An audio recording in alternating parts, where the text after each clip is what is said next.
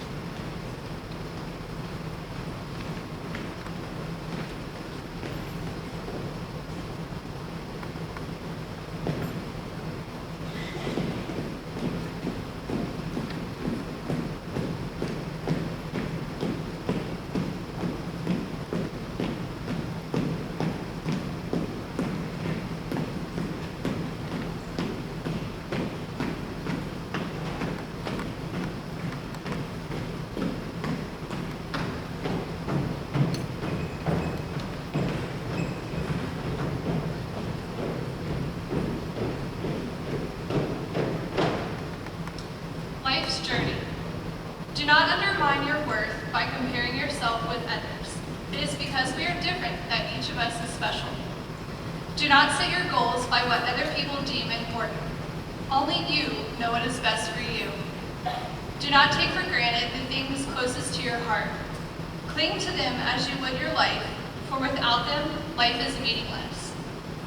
Do not let life slip through your fingers by living in the past, nor for the future.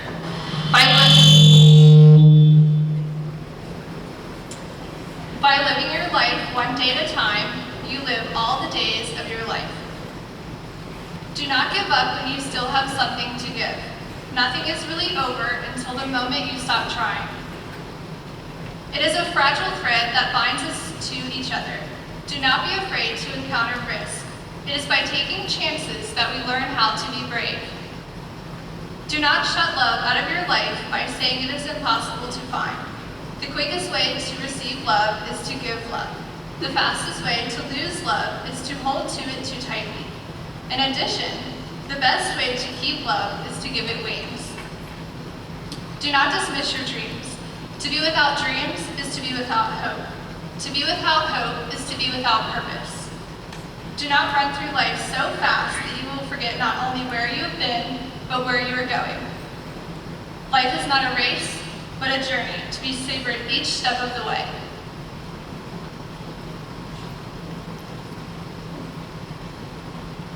Even the microphone feels hot. So please be seated, though you can keep fanning. And thank you, Casey. Thank you, Nicole. We are gathered today for a convocation ceremony in this great university's 175th year.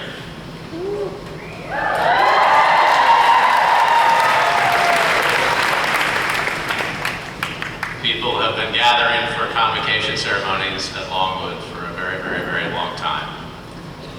You all, the seniors, you all have seen a great dose of transition during your years. For some of you, I'm the fourth president, I think, standing before you. Now, to put that in context a little bit, when my grandmother in the class of 40 was sitting in your seats more than 70 years ago, the president at that time, the iconic Joseph Jarman, was well into his 40th year of being the president of Longwood.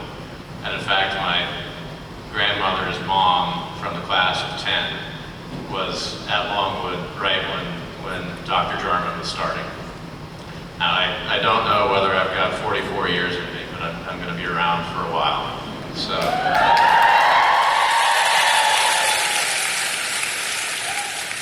Less transition in the future. Let me recap the order of the day, and then we'll get to business. So, a little bit more blathering from me, then some sage words from our rector, Mary Ann Radcliffe, a few more sage words from me. We will then recognize some of our great faculty members with awards, and then, briskly, given the heat, we will get to the main event. Let me make a couple introductions before I turn the microphone over to Mary Ann. First, our splendid faculty is arrayed before you in their regalia. Faculty, why don't you rise up as a body?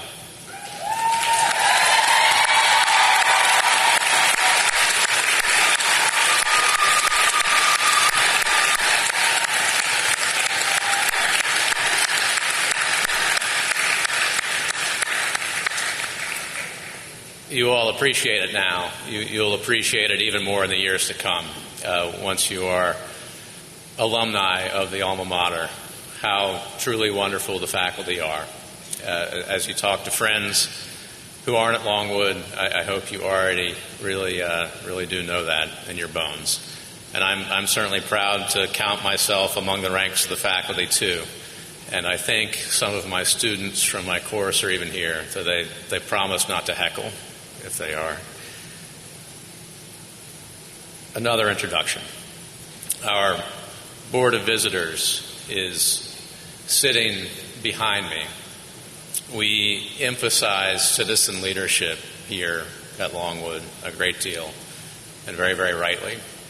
And when you all think of what citizen leadership is, try to put it concretely in your mind.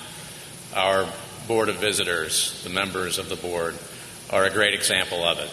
They receive no compensation for serving on this board. They often just are paid in grief and hardship and long hours. The board is the body, as at other universities in Virginia and at other places, that sets policy for the university. And let me introduce them to you. Board members, please stand as I say your names. Mary Ann Radcliffe, our rector, class of 92. Judy Lynch, our vice rector, class of 87. Jane Maddox, another member of the executive committee. Steve Mobley, class of 93. Shelby Walker, graduate class of 93. Lacey Ward.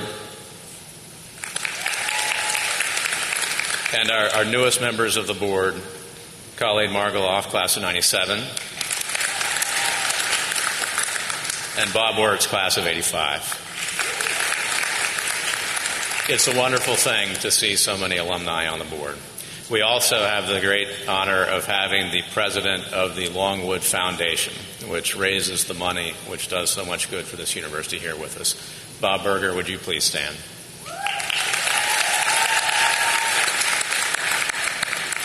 And now I will turn the microphone over to Marianne Radcliffe. Marianne is perhaps one of the most influential government relations professionals in all of Virginia.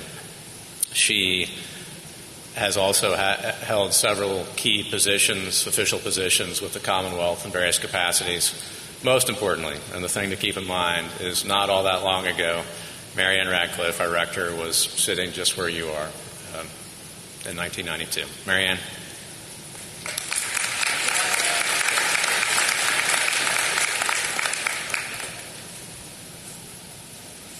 It's a little odd to get up to introduce someone who introduced you, but I'll give it a whirl. First, just a message from the board. This group, as the president referenced, we're a group of private citizens who've been appointed by the governor to guide the institution. We work closely with the president and his staff. Some of us are alumni. I think the 90s are going to take over the board, actually. And some of us are not, but we all care deeply for this university and for all of you, the reason we are here. This convocation is a uniquely Longwood experience. It's the perfect blend of ceremony and irreverence. It's a concrete example of the fact that the good things in life should be celebrated and enjoyed. Your senior year, class of 2014, is still largely before you. Enjoy it, gain value from it, contribute during it. Between now and May, I encourage you to take every opportunity to make the most of every moment and always be willing to go the extra mile for yourself and for others. As citizen leaders, you will be ready to be of service to your communities, exhibit strong values of honesty and integrity, and possess a commitment to lifelong learning. In addition to all the wonderful changes at Longwood since I graduated, some things endure. The excellent faculty members are still involved with every student. The student body is comprised of smart, energetic, caring, and tenacious individuals. And while you are here, you will make friends that last a lifetime. The Board of Visitors extends to you our very best wishes for a wonderful senior year. Now it is my privilege to introduce our speaker for the day, and I'm very excited to do so. While you have been here at Longwood, you have had more than your share of presidents. The blessing in that fact is that each of them have cared about you deeply and have loved this university and done their very best by it. Your new president fits that same description, and I'm so pleased you will have this year with him at the beginning of his tenure. We believe he will do great things for Longwood, which in turn will do great things for you and me as graduates. You may have read a little bit about him already, but I want to share just a few things with you today. He grew up just up the road in Richmond, but he has spent a great deal of time in this area over the years with family. Like his father before him and all three of his siblings after him, he went off to Princeton, where he majored in classics and played football. He returned to Virginia, obtaining a Master of Divinity and a law degree. He's worked at one of Virginia's largest law firms as a corporate attorney and served her flagship university in many roles, most notably by managing the Miller Center. He's been an investment advisor, chaired a college board, edited publications, worked with national media, and taught Latin at an all-girls school. The list goes on. But I thought you might also like something slightly more personal. He's fairly quiet, but he has this huge, wonderful laugh that makes you feel a part of it when you hear it. He's not yet 40, so while he might be nearly twice as old as you, he's relatively young for a university president. He and his wonderful wife, Marlo, with whom he has traveled to 6 of the 7 continents of the world, have 1-year-old twins, a girl and a boy. So if he looks a little sleepy, you're going to have to cut him some slack. He's a voracious reader, but he watches some good TV shows too. He works very hard. So when you see that light on in Lancaster and think we're wasting electricity, we aren't. He's probably still there.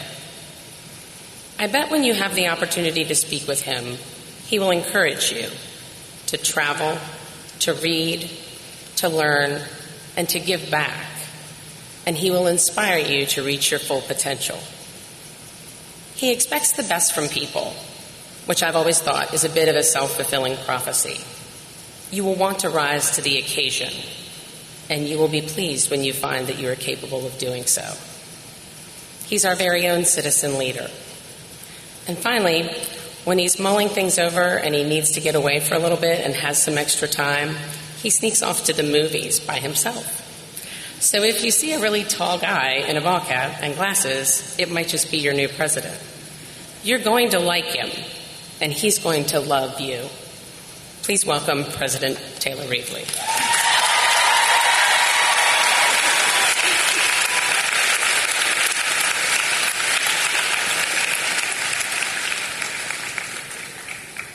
Thank you, Marianne. I knew that life had changed for me a little bit when I was sneaking off to the movies by myself, middle of the day. Over the summer, there's a theater off of 288 near Richmond. And I was in a suit, but I'd taken off my tie and was in between meetings and conference calls and thought I'd just sneak in to see a movie. Colleen Margoloff actually has the same quirky habit of going to movies by herself. So I get in and I'm going to see Pacific Rim, of all things, the stupid robot movie.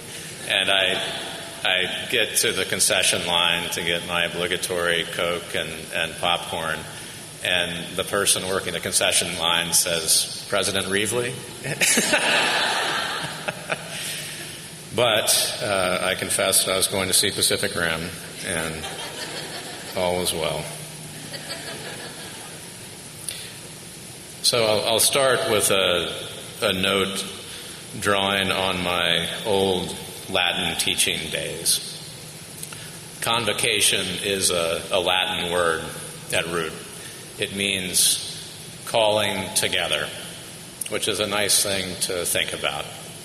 A convocation ceremony, which is what you find at colleges and universities across the country, is that ceremony when we're all called together at the beginning of the year. And it's a wonderful thing to go through the great academic ritual of being called together as the school year starts. Even the heat makes you think of the end of summer, and this weekend apparently the weather's going to change a little bit and it's supposed to be cool, which will get us thinking about autumn. Now, autumn, as the poets always talk about, does have a bittersweet quality to it. The season of mist and mellow fruitfulness is not an unadulterated joy. And I think as you all are sitting here right now, there is a bittersweet quality. And it's not just the heat that makes the ceremony feel a little bit bittersweet. Starting your senior year at a place that you've come to love so dearly is wonderful, but also hard in its own way. My senior year of college, a time which not yet is confined to complete ancient history, still sticks in my mind really strongly. I had a tough junior year, like Marianne was saying. I was a football player, but my sophomore year, a chronic knee injury eventually ended my football career. And those of you who've been athletes in college or in high school know that sports winds up being a real guidepost to life that gives it structure. And when it ends, it can be a little bit disorienting. the summer before my senior year, after this, somewhat melancholy junior year, I had a really wonderful study abroad experience, like so many of you have had. I got to go to Cyprus and work on an archaeological dig, which is about as exotic as it sounds. I drove a motorcycle to work, or when I wasn't driving the motorcycle, I drove one of those old British Land Rovers, stick shift with the driver's seat on the wrong side. The weather was perfect the entire summer. The Mediterranean was a perfect blue. And after 2.5 months of being an archaeologist, spirits were restored. And as the summer ended, I really dearly was ready to get back to campus. And I got back to campus, and the hot summer days turned into the cool fall days. And I so distinctly remember sitting in the cafeteria that fall and having the realization come to me that my senior year was underway and that college was, in fact, almost done. But I'd suggest to you, if you have that feeling, as I did, that there is something about the finitude itself that gives this experience of your senior year some of its wonder. You're in this great liminal state where you're concluding something, and you're informed by all those experiences, and you're also excited about the future. And you realize, in a way that you couldn't have even quite imagined perhaps when you were a freshman, how much you've come to love this place. And the feeling that will begin to build in you is a joy of knowing that you're going to have a lifelong connection with this place. You see all these great Board of Visitors members sitting behind me, so many of them alumni of the university. Universities excel in building that lifelong connection, and Longwood is so truly, truly wonderful at it. There are some who think that the future of college education is some techno-utopian online experience. I don't think that's true. I think they're wrong. I think that college is about experiences like this, a great convocation ceremony. It's about summer turning to fall. It's about studying abroad, riding motorcycles in the Mediterranean. It's about the friendships that you make, the maturing that happens, the bonding that goes on with your professors and one another. And that's irreplaceable. Somebody quipped to me the other day that replacing college with some kind of online experience would be like replacing Thanksgiving with just a 3,000 calorie protein bar. And I think that's true. Because it's hot, I'm going to keep things moving briskly, and I'm going to wrap up this segment of Sage Words with just another Latinism. We often talk about the alma mater. That is another Latin word. It means nurturing mother. That's what Longwood is for you all. That's the underpinning of the lifelong connection you all are going to have to this great place. So, welcome back. Relish these days, hot as they are. Relish the friendships. Relish your classes. Relish your professors. Relish this wonderful university. All right, so now my tag team partner in so many things, Ken Perkins, is going to join me, and we're going to celebrate 6 of our great professors.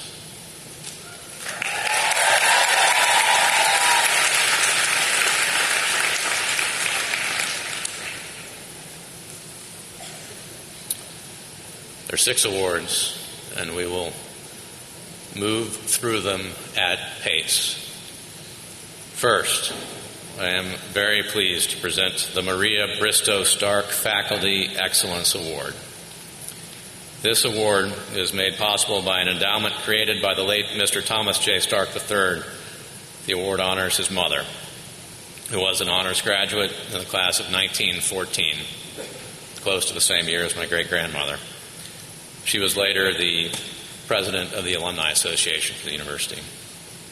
This award recognizes excellence in scholarship, teaching, and other professional activities.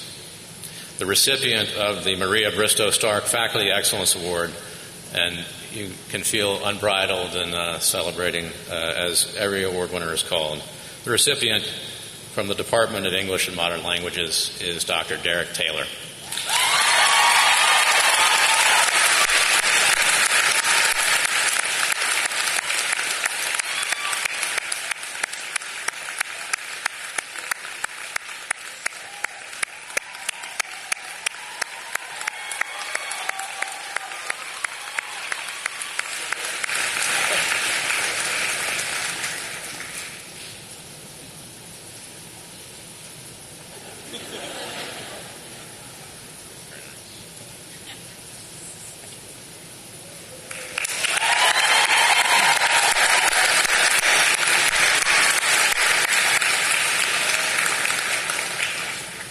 Award number 2. I now have the pleasure of presenting the Maud Glenn Rayford Award, which was established in 1990 by the philanthropist J.P. Fuqua of Atlanta, a Prince Edward County native for whom the Fuqua School is named. He was honoring his third-grade teacher, a Longwood alum who died in 1991.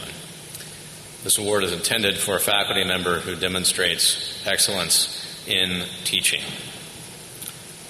The winner this year from the Department of Health, Athletic Training, Recreation, and Kinesiology, which is also suffering the withering heat in Willett, is Dr. Sharon Menegoni. Sharon, will you come down?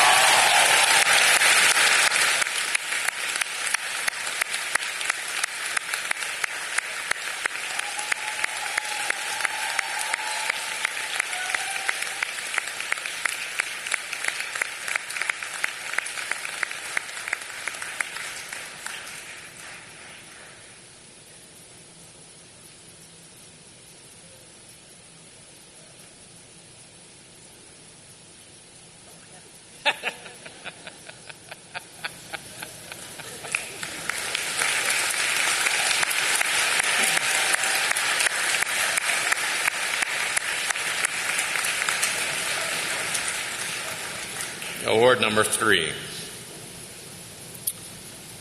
Third award is the Maud Glenn Rayford Junior Faculty Teaching Award. The Rayford Junior Faculty Teaching Award is intended to recognize excellence in teaching for a faculty member in his or her third, fourth, or fifth year of full-time teaching at the university. The winner this year from the Department of Chemistry and Physics is Dr. Sarah Porter.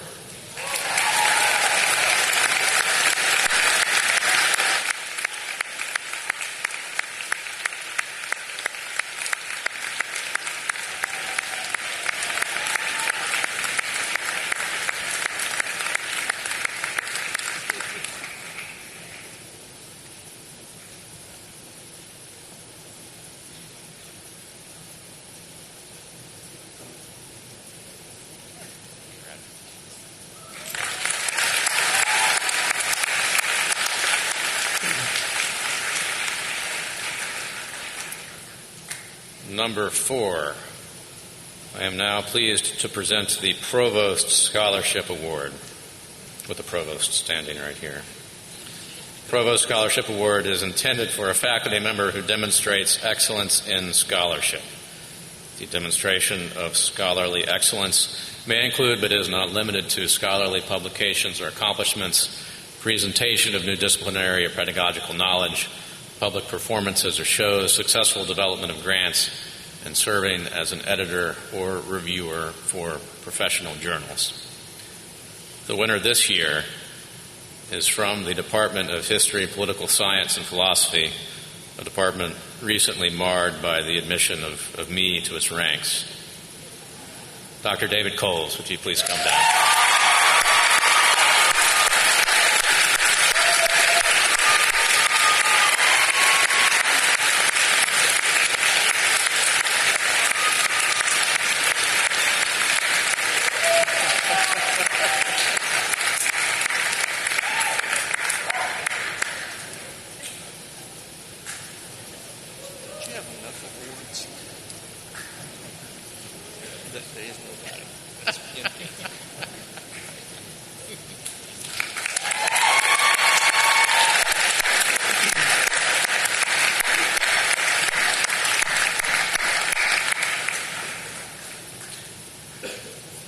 Our next award, on a otherwise purely celebratory day, strikes a somber note. Last year, at almost exactly this time of year, earlier this week, Bill Stewart, a beloved professor, beloved member of this community, died suddenly. This award is named in his honor. Bill's father was on campus earlier this week and got to visit with many of us. The William David Stewart Leadership and Service Award is intended for a faculty member who demonstrates excellence in service activities and who serves as a citizen leader role model for Longwood students. The winner this year from the Department of Communication Studies and Bill's dear friend is Dr. Pam Tracy.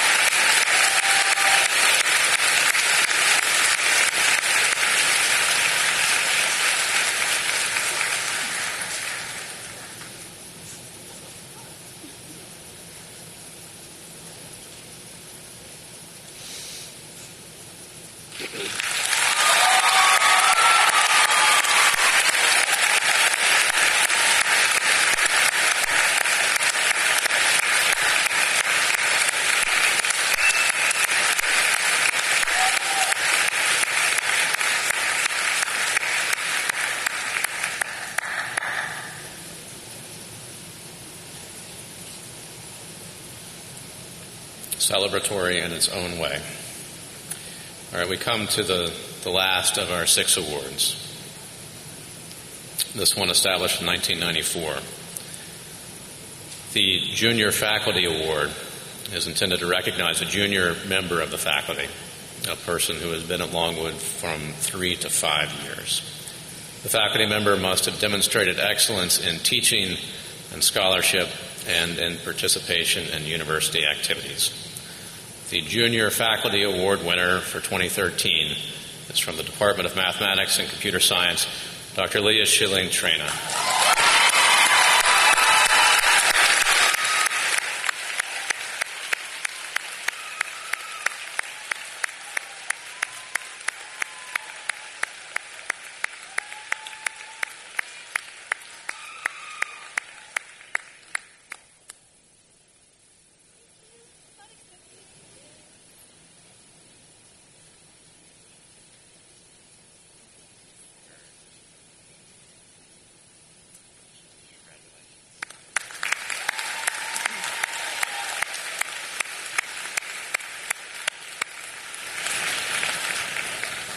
It is very fitting on this great day to celebrate our faculty. And now we've gotten to the main event.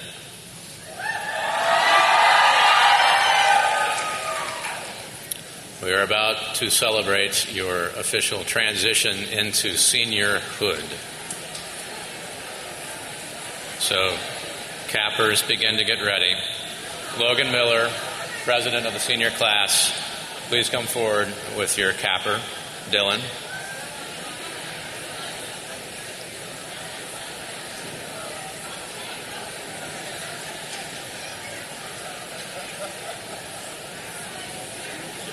All right, important instructions await.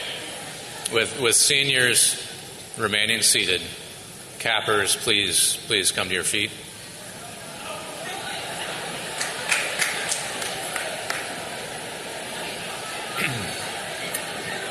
In a few moments, I'm going to read the magic words. Dylan will hand the cap to Provost Perkins, and upon reading the magic words, Provost Perkins will bestow the cap, and then all cappers will proceed in similar fashion. Here come the magic words. By the power vested in me by virtue of my office, I hereby declare that the members of the class of 2014 are this day, September 12, 2013, now officially recognized as seniors and capped accordingly.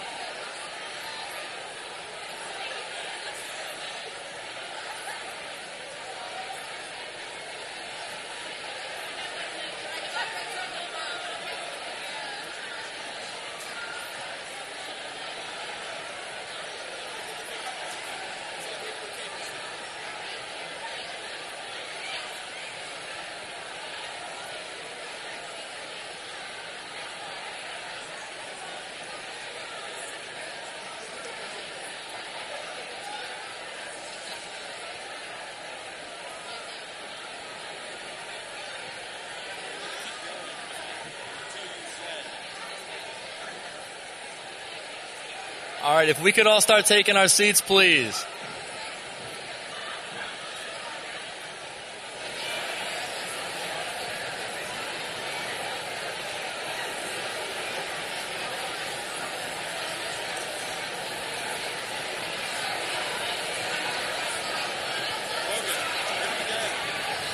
Could everyone please take their seats? Thank you.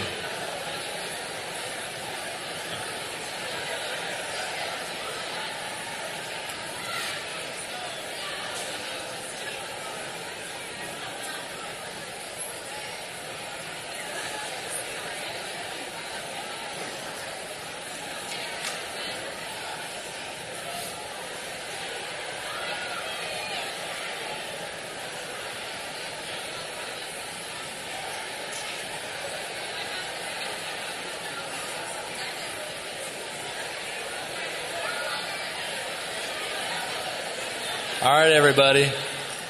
Hello. Woo! All right, I know it's really hot. I'm sorry. We'll get the pictures in a little bit. But hey, class of 2014, we're here. We're seniors, right?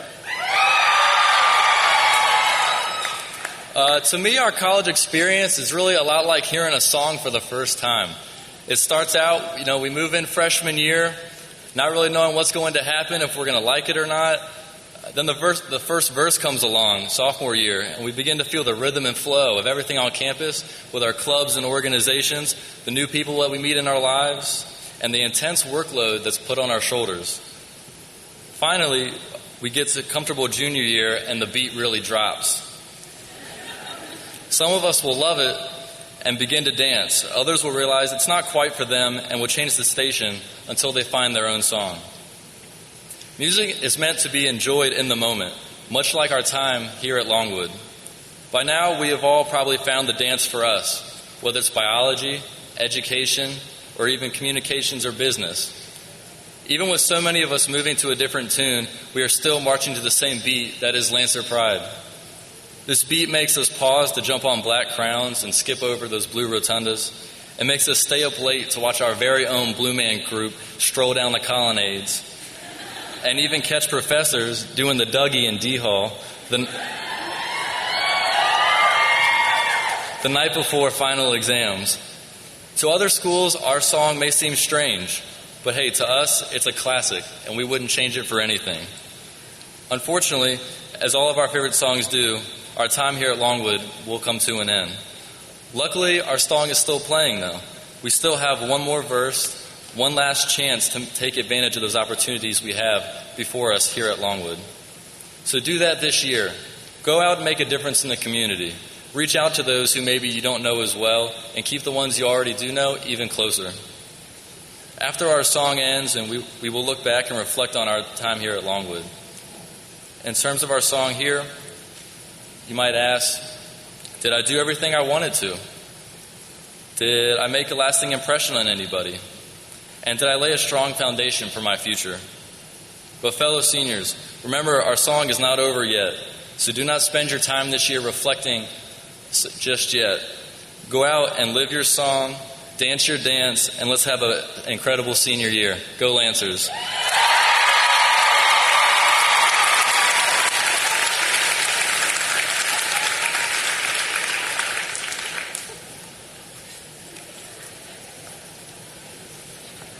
Thank you, Logan.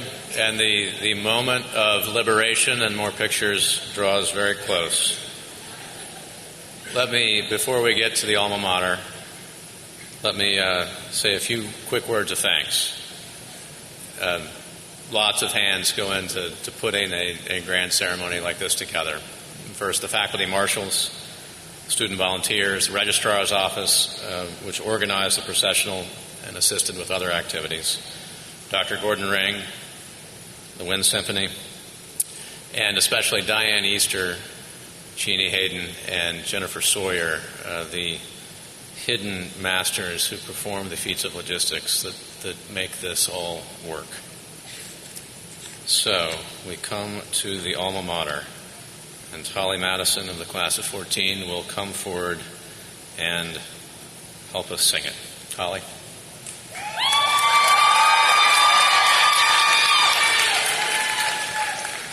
Please stand.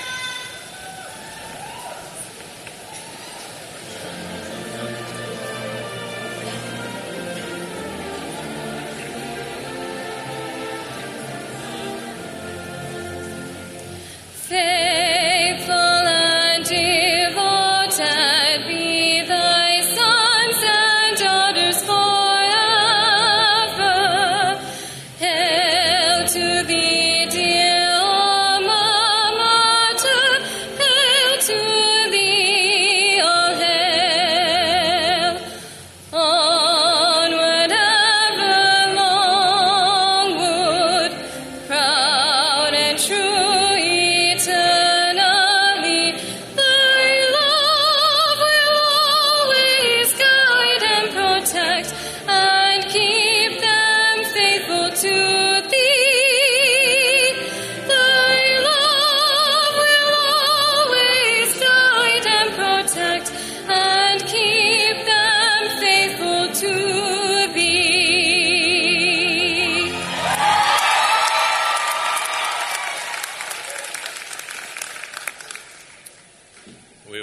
hoist the colors, and then the recess.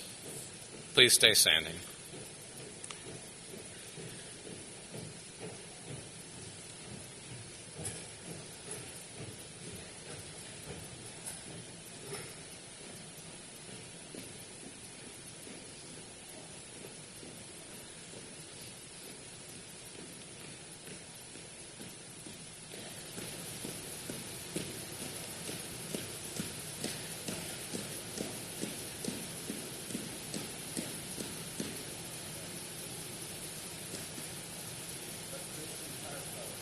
Permission to retire the colors. You may.